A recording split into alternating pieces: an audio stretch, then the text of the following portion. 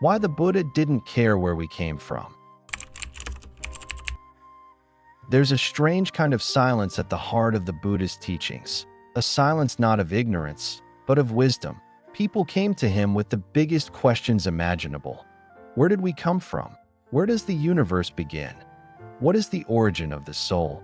And the Buddha said nothing. To some, that silence was unsettling. But for those who listened carefully, it became the most profound answer of all. You see, the Buddha understood something deeply uncomfortable. We love to ask questions that don't challenge our daily lives. We would rather debate the cosmos than confront the suffering that's unfolding inside us right now. He told a story about a man who'd been struck by a poisoned arrow. And instead of allowing a doctor to help, the man insisted on knowing everything about the arrow. Who made it? What wood it was carved from? Where the shooter was born? But by the time those answers arrived, it would be too late. The poison would have already spread. We are that man. We spend our lives demanding answers about where we came from, but we ignore the pain in our hearts, the fear in our minds, and the habits that keep us trapped. The Buddha wasn't trying to win a cosmic argument. He was trying to save lives. He taught one thing: suffering and the end of suffering. And to walk that path, you don't need to know where it began. You need to know how to end it now. This video isn't about solving the mysteries of the universe. It's about turning your attention inward to the only mystery that really matters. Why do we suffer, and how can we be free? And in that shift, from speculation to presence, something begins to awaken. Maybe the origin we've been chasing isn't behind us at all. Maybe it's unfolding right now with every step we take in awareness. The universe has no first chapter, and that changes everything. We grow up with stories that begin somewhere. Once upon a time, in the beginning, every movie, every myth, every memory starts with a first scene. So it's only natural that we expect the universe to work the same way. There must have been a moment, one spark, one voice, one origin that started it all. But what if the universe doesn't care about our stories? According to the Buddha, there is no beginning, no first moment, no cosmic curtain rising. Time, like the ocean, has no shore you can stand on and say, "This is where it all began." In the Animataga Sutta, the Buddha said something extraordinary. A beginning point of this wandering on cannot be found. That line, simple as it is, breaks everything we've assumed about existence. We crave beginnings because they give us comfort. If there's a start, then maybe there's a reason. Maybe there's someone responsible. Maybe we can blame or fix or understand it all. But Buddhism invites us to sit with something far more unsettling and far more freeing. The universe doesn't start.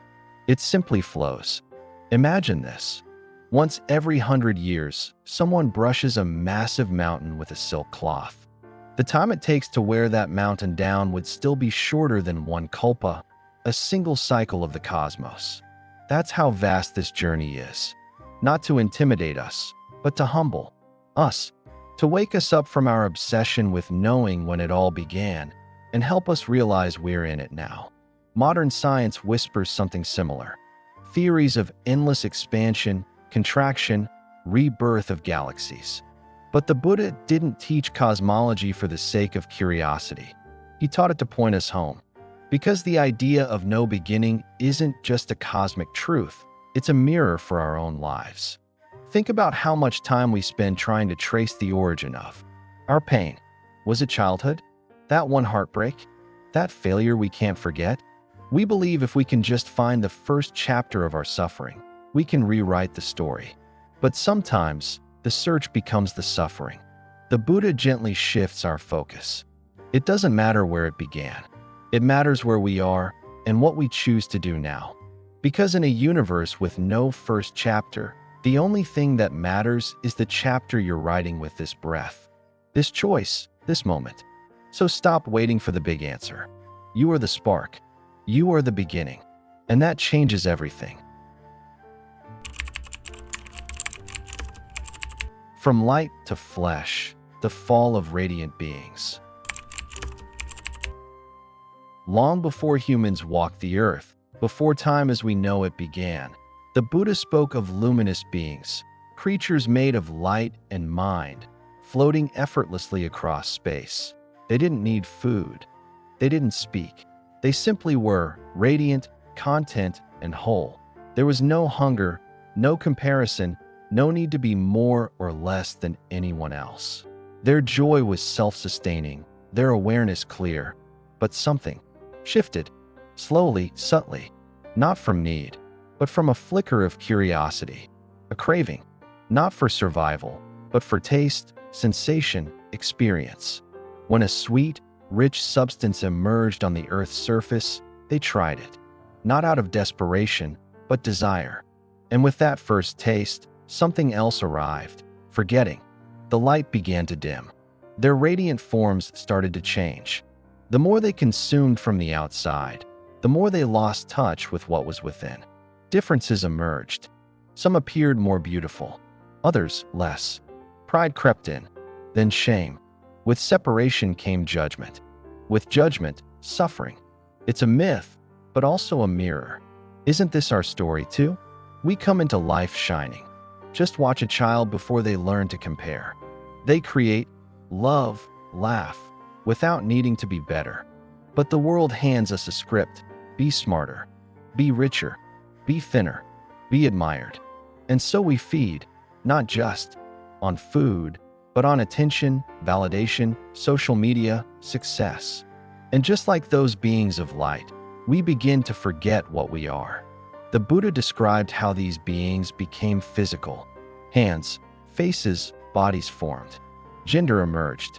Sexual desire followed. And then labor, ownership, hoarding, fear. They fell into form and into suffering. But the fall wasn't a punishment. It was a process, a teaching, a way to help us see that suffering begins. The moment we lose ourselves in the outside world and forget the stillness within. We didn't fall because we were bad. We fell because we were unaware. And awareness is the key back. The Dhamma doesn't ask us to reject the world or the body. It invites us to remember, to come home, to live in this world with eyes open, to enjoy without clinging, to eat, love, speak, not to fill an emptiness, but to express our fullness. That radiance was never truly lost. It's just waiting beneath the noise, waiting for us to stop reaching outward and finally, gently, turn inward. The first society and the first signs of greed. Society didn't begin with skyscrapers or stock markets. It began with hunger, not just for food, but for connection, for belonging, for survival in a world that was no longer effortless. As the beings who once floated as pure light became more physical, they also became more vulnerable. The earth, once abundant with natural gifts, now required effort. And effort required cooperation. At first, there was no ownership, no fences, no need to claim. The food was shared, the land open, the air still soft with memory. People lived simply, growing what they needed, helping one another without keeping score. For a moment, it worked, not because of rules, but because of something more rare, trust. But then came a shift. Small, quiet. One person, perhaps just afraid of not having enough tomorrow, decided to keep a little extra, just in case. Someone else saw that and did the same. Fear turned into habit. Habit turned into strategy. More began to feel like safer. And slowly, the sacred balance cracked. Ownership was born, not from necessity, but from anxiety. And with it came the language of separation. This is mine. That is yours. Land was claimed. Borders appeared. Conflict followed. And so, to avoid chaos, the people chose a leader. Not a king, but a caretaker. Someone to hold the center when everything was starting to pull apart. That moment, the birth of governance, wasn't evil. It was a response. But it marked something deeper, the beginning of forgetting. forgetting that we were once luminous, forgetting that the earth doesn't belong to us, we belong to it. Roles emerged: farmers, builders, traders, teachers, and with roles came hierarchy. The one who produced the most was praised. The one who couldn't keep up was left behind. The web of interbeing started to fray. And over time, we built a world where competition became normal and compassion optional. If this sounds familiar, it's because we're still living in that story, still waking up early to gather more, still mistaking possession for peace, still measuring our worth by how much we produce, rather than how deeply we connect. The Buddha didn't judge society. He simply showed its mirror. He revealed that when our actions are shaped by fear, even the noblest systems become distorted. But when we act from mindfulness, society becomes not a trap, but a field of awakening. The first society wasn't a failure. It was our first forgetting. But every forgetting holds within it the chance to remember.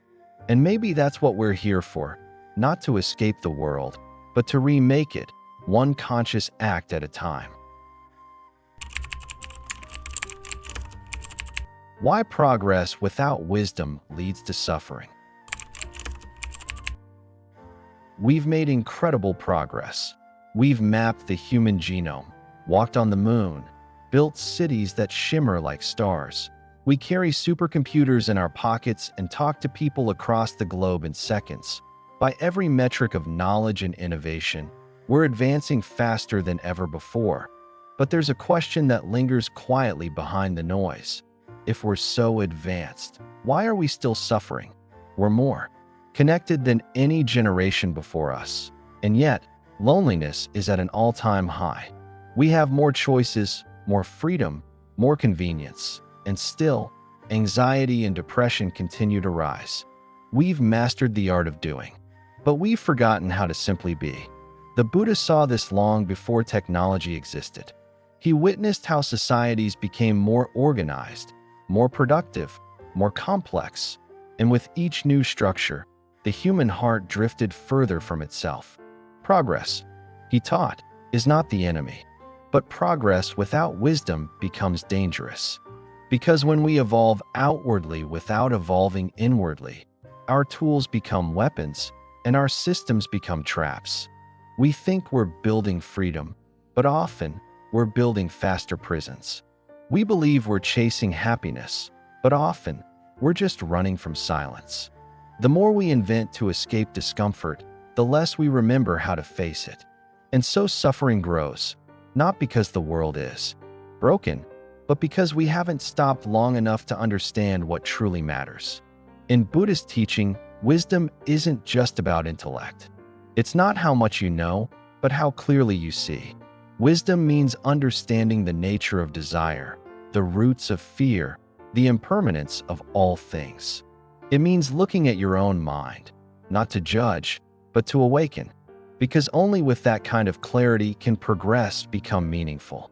Only then can we use our intelligence not to dominate the world, but to live in harmony with it. The Buddha never condemned wealth, or science, or even ambition. What he questioned was our blindness, the tendency to chase without asking why, to succeed without understanding the cost, to build without remembering what we're standing on. And maybe that's what we need now. Not more speed, but more stillness. Not more information, but more insight. Not more progress for its own sake, but progress that leads us back to ourselves. Wisdom isn't a rejection of progress. It's what gives progress a soul. Karma, cosmic cycles, and the Buddhist multiverse. Stand outside on a quiet night, away from the lights. Look up. What you'll see isn't just stars. It's a question older than civilization itself.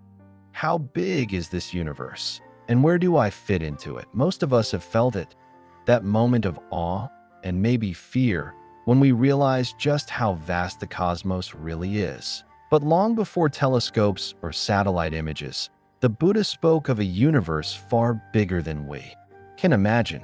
Not just one world, or even one solar system, but countless world systems, each rising and falling in endless cycles. According to ancient Buddhist teachings, the universe doesn't run in a straight line. There's no single beginning, no final end. Instead, everything moves in cycles. Worlds expand, contract, disappear, and re-emerge. Civilizations rise. Stars collapse. Consciousness travels. Over and over again. The Buddha described it with calm clarity. There comes a time when the world contracts, and a time when the world expands. This isn't just poetic. It's a way of seeing the world as fluid, interconnected, and always in motion. Modern physics has started whispering similar truths. Theories of the multiverse suggest that our universe might be just one bubble in a vast cosmic foam. Galaxies come and go. Time bends. Space folds. In some ways, science is starting to glimpse what the Buddha saw not through a telescope, but through direct insight into the nature of reality. But here's the part that science doesn't explain. Why are you here, in this universe, in this body, at this time? For Buddhism, the answer lies not in equations, but in karma. Karma is not fate, not punishment, not some divine scoreboard. It's cause and effect, action and consequence. What we do, say, and even think. These shape the conditions we step into again and again, lifetime after lifetime. Just like the universe, our lives move in cycles. And just like the cosmos, we're not fixed. We're always changing, evolving, responding to the energy we put out. Each moment is a seed. Every action plants a future. Every intention creates ripples, not only in this life, but across lifetimes. And in a universe without a center, without a final judge, karma becomes the law that keeps everything in balance. The Buddha didn't teach about vast cosmic cycles to impress or intimidate. He did it to remind us how precious this moment is.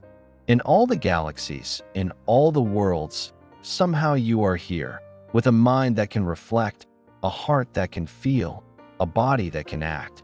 That's not random. That's a rare opportunity. The Buddhist multiverse isn't a fantasy. It's a mirror, a way to remind us that while the universe is infinite, the choices we make now are not small. They echo. They shape our path. They matter. Why this human life is a rare cosmic chance. In the vast ocean of existence, the Buddha told a story that still echoes through time. Imagine a blind turtle swimming in a limitless sea. Once every 100 years, it rises to the surface. Floating on that ocean is a wooden yoke, bobbing and drifting with the waves. The chance that this blind turtle would come up and slip its head through that yoke by accident, that, the Buddha said, is the chance of being born as a human being. It sounds poetic, but it's more than that. It's a wake-up call. Because we often forget how rare, how precious this life truly is. We treat our days like they're endless. We scroll through hours. We complain, procrastinate, chase, compare, distract, and delay. And yet, here we are, in human form, in a body that breathes, with a mind that can reflect and a heart that can feel. This isn't a mistake. This is the cosmic opportunity we've been given. There are countless realms in Buddhist cosmology, realms of intense suffering, realms of constant pleasure, worlds where beings are trapped in ignorance or numbed by luxury. But the human realm sits in a unique middle. We suffer, but not so much that we're broken. We experience joy, but not so much that we're lost in it. This balance makes the human life the most fertile ground for awakening. It's in this space, in the push and pull of joy and pain, that we can ask the deeper questions. Who am I? What really matters? What happens when I stop running? Other beings might live for thousands of years, wrapped in bliss or buried in torment, but without the clarity to ask or the freedom to choose. We have that freedom, and that's everything. This life isn't about being perfect. It's about being aware. It's not about never falling. It's about knowing you can rise. Every breath you take is a doorway. Every moment is a chance to turn toward wisdom, toward compassion, toward freedom. But like any rare treasure, it's easy to miss while looking for something else. That's why the Buddha kept reminding his students, don't waste it. Don't sleepwalk through this precious chance. You could have been born in a realm where no Dharma exists. You could have been a creature without self-awareness, or a god lost in eternal distraction. But you're here, now, awake enough to hear this, aware enough to understand. You don't need to earn this life. You already have it. But what you do with it, that's where everything begins. Your origin doesn't define you. Your actions do. We often believe our past defines us. Where we were born, what family we came from, the mistakes we made, the things that happened to us. We carry them like a name tag we can't remove. In a world obsessed with origin stories, we're told that who we are is shaped by what came before. But the Buddha offered something radically different. He didn't ask where you came from. He asked, what are you doing right now? In Buddhism, origin is not destiny. Karma is not a prison sentence. It's a law of cause and effect, always unfolding, always responding to our choices. You are not bound by who you were. You are shaped by what you choose. In every moment, you plant seeds. With every word, every intention, every small decision, you write your next chapter. You are not the victim of your story. You are the author. The Buddha taught that even someone who has lived in darkness for years can turn toward the light in a single moment of awareness. A thief can become a sage. A killer can awaken to compassion. A lifetime of confusion can dissolve with one breath of insight.